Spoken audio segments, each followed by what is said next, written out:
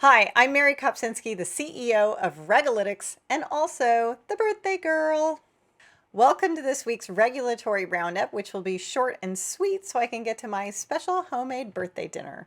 The regulator of the week is the CFTC. Mizuho, Refinitiv, and Citibank all got fined this week for failures related to swap reporting rules. The topic of the week is climate change because there were 86 alerts, double last week's, but I'll just highlight two. Hawaii is leading a coalition of 14 states to hold major fossil fuel producing companies accountable for deceptive trade practices and other violations of state law. Similarly, California is leading a coalition of 22 states urging the EPA to adopt more stringent greenhouse gas emission standards for passenger cars and light trucks. In Compliance Corner, Senators Warren, Brown, Smith, and Van Hollen sent letters to 6 prominent creators of SPACs asking about potential abuse by the creators, including reports that insiders are taking advantage of legislative and regulatory gaps at the expense of ordinary investors. We'll see how that fight plays out.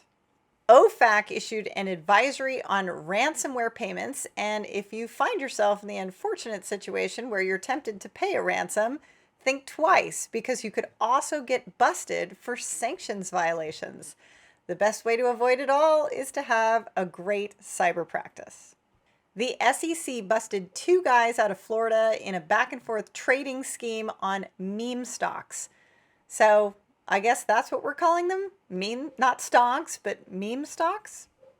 Finally, Michigan's Financial Exploitation Prevention Act came live this week, which enacts new requirements on financial institutions to ensure that they have training and procedures in place to better recognize the signs of financial exploitation and take action to protect those who are unable to protect themselves because of mental, physical, or other advanced age reasons. In the innovation space, the acting comptroller of the OCC gave a speech where he compared the digital asset space to the credit default space in the early 2000s.